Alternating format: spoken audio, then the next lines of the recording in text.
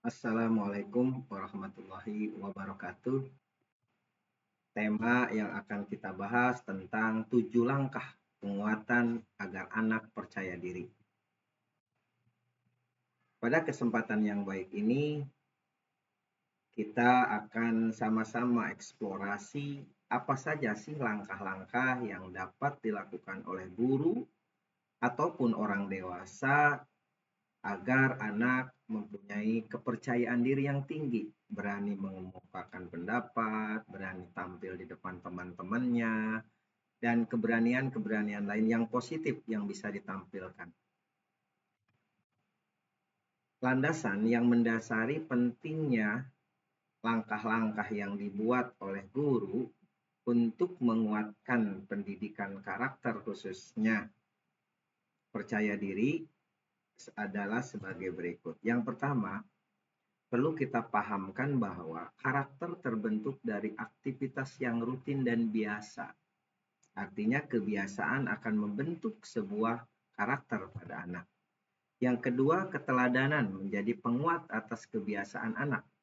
Anak melakukan sesuatu sesuai dengan apa yang dilihat, didengar, dan dirasakannya. Nah, ini salah satu teori yang mendasari langkah-langkah yang dapat dilakukan pada 7 langkah nanti. Kemudian yang ketiga, rendahnya minat dapat dibangun melalui motivasi yang membangun jiwa anak. Jadi kita bisa membangun motivasi jiwa anak agar anak itu percaya diri. Baik, bagaimana sekarang agar anak percaya diri? Perhatikan 7 langkah berikut ini. Yang pertama adalah ajak anak berinteraksi positif dengan lingkungannya, baik dengan teman sebaya ataupun beda usia. Khususnya di tempat ibadah misalnya, anak suruh berinteraksi, berkomunikasi, belajar bersama. Di tempat bermain, baurkan anak dengan yang lain. Walaupun mungkin anak itu sebelumnya tidak kenal, kenalkan mereka. Pada bimbingan belajar misalnya, dan lain-lain. Tujuannya agar anak senang bersosial dan berani mengemukakan ide pendapat dan berekspresi. Nih, kita bisa lihat pada gambar bagaimana anak merefleksikan diri di depan teman-temannya. Yang kedua juga anak mampu sebebas mungkin bercengkrama dengan teman-temannya. Ini adalah salah satu bentuk anak menjadi lebih kuat bahwa dirinya mampu tampil di teman-temannya atau di muka umum. Yang kedua, sahabat-sahabat semua adalah libatkan anak dalam kegiatan kolektif. Misalnya menjadi petugas adzan, tampil di atas panggung, ataupun acara-acara tertentu. Dengan tidak sengaja anak berani mengeluarkan suaranya, suara adzan misalnya, iqomah. Nah, ini adalah latihan-latihan ini akan terus kita dorong anak melakukannya agar anak terbiasa tampil di muka umum. Begitupun pada acara tertentu di panggung. Libatkan walaupun anak mungkin bersama-sama dengan teman. Tidak apa-apa. Yang terpenting adalah muncul pada dirinya bahwa saya ini berani, bahwa saya ini eksis. Nah, langkah yang ketiga, bagaimana kita bisa menanamkan percaya diri pada anak adalah beri anak tanggung jawab untuk menjadi pemimpin dalam kegiatan kolektif.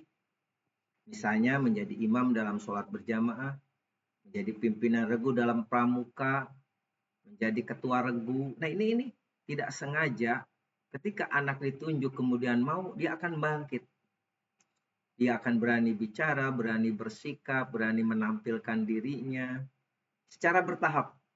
Ini bentuk penguatan dan menumbuh kembangkan karakter percaya diri. Nih, misalnya anak disuruh menjadi imam. Jadi imamnya secara bergiliran, sehingga saat giliran dia tidak bisa menolak. Karena temannya pun yang lain yang seusia dia lakukan kan seperti dia melakukan juga sholat misalnya. Kemudian yang keempat, ajak anak berdiskusi dan berdialog terkait masalahnya agar anak berani mengemukakan pendapat sambil diberi motivasi. Yuk adik-adik, barangkali ada masalah silakan sampaikan ke Bapak. Ya, satu persatu anak menyampaikan masalahnya.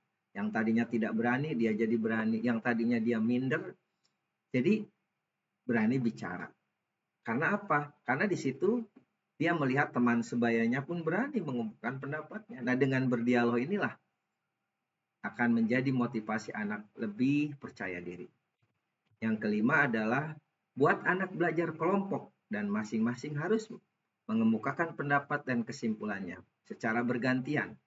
Kemudian perwakilan anak menyampaikan kepada kelompok yang lebih besar di kelasnya. Siswa yang menjadi wakilnya bisa bergantian. Nah, bergantian dalam kelompok untuk tampil di muka umum, saya kira ini penting. Karena mungkin anak tidak mau tampil itu karena melihat yang lainnya tidak tampil. Tapi saat yang lainnya tampil semua, masa sih dia diam? Akhirnya mau tidak mau, suka tidak suka dia berusaha untuk ke depan. Karena memang bagian gilirannya yang harus dia penuhi misalnya. Ini bagaimana percaya diri itu terus dibangun oleh orang dewasa atau oleh guru.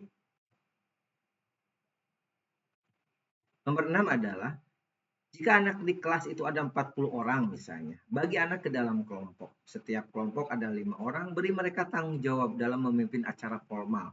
Misalnya pada acara maulid di kelas, ya kita bentuk kelompok untuk sebagai petugasnya secara bergiliran per minggu misalnya. Kalau di sekolah itu ada kegiatan misalnya kegiatan Jumat ngaji bersama ataupun mungkin kegiatan kerohanian. Yang tampil di acara itu adalah siswa yang dibagi-bagi ke dalam kelompok. Nanti tiap kelompok masing-masing ada petugas MC-nya, ada pembaca Al-Quran, pembaca sholawat, dan lain sebagainya. Ini sehingga lama-kelamaan anak itu akan berani dan terbiasa, lebih percaya diri. Selanjutnya, nah ini sebagai contoh bagaimana anak menampilkan dari kelompoknya. Nomor 7 adalah jika dilakukan dengan daring, ini teman-teman semua, anak bisa melaporkan hasil diskusinya secara daring. Nah, saat daring anak kan di depan kamera. Disitulah anak akan diuji sejauh mana dia mampu menyampaikan pendapat, kesimpulan, ide-idenya.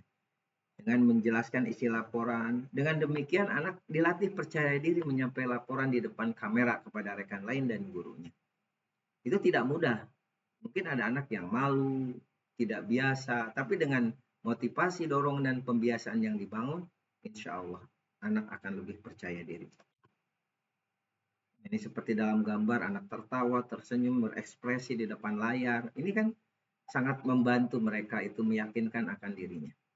Saya kira itu 7 langkah yang dapat kita lakukan sebagai orang dewasa. Dan bila disimpulkan dari 7 itu adalah, pertama, agar anak percaya diri, latih anak tampil di muka umum.